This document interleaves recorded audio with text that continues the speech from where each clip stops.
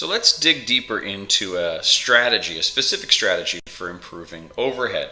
As we discussed, when we're looking to decrease our line item costs as an overall strategy, we can decrease our expenses, either fixed or variable. Well, let's look at one of those variable expenses. As we have reviewed, these are some of the major categories of expenses: staff, supplies, lab, and rent.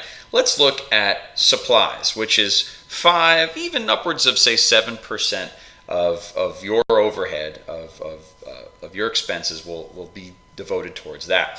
So how do we, if you run your numbers as we've shown and you find out that you're spending, say, 10% on supplies and the rest of your overhead expenses are pretty normal, then that means you have identified one specific category that's out of whack.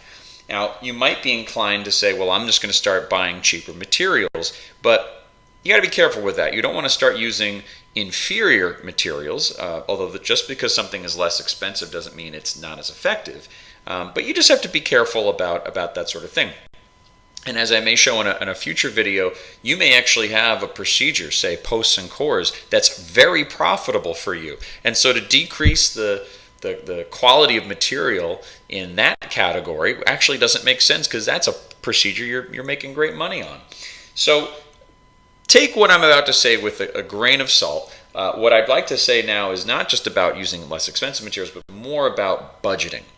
Now, let's say your quarterly collections is $150,000. This is just for the sake of easy math. So you're making, on average, say, $50,000 gross income every month. Now, I like to look at this variable expense at supplies on a quarterly basis. If you look at it every month, that's not really an appropriate time frame, because you may buy a box of impression material and you may not need to buy that box again for another few months. Same thing with composite or a lot of other materials. The cycle of materials in your office is much closer to, say, a quarter.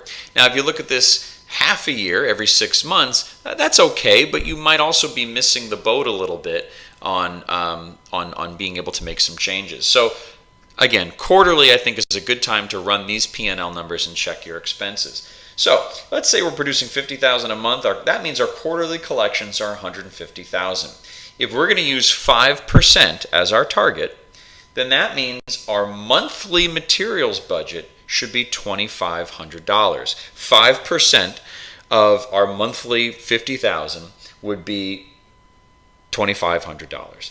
Now, what this means is you can sit down with your senior staff person, your chair side assistant, whomever's doing the ordering, and have a very transparent conversation with them. Just say, listen, in order to keep the expenses under control, rather than just ordering supplies willy-nilly, here's a target I'd like you to hit.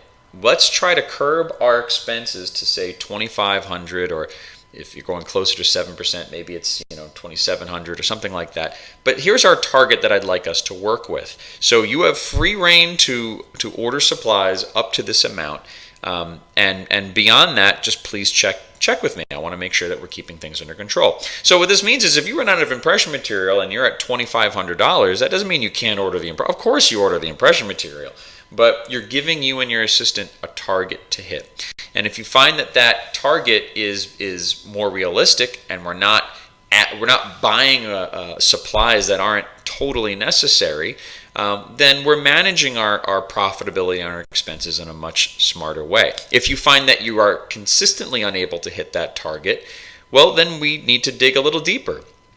Are you buying equipment that is way too expensive and supplies that are way too expensive? Is it time to sit down with your equipment and materials dealer, and say, what can we do here? I'm not hitting my goals even with proper budgeting, and this is where I need my expenses to be. So the point of this is just a strategy to help you start to analyze where your costs are going, and specifically with material costs.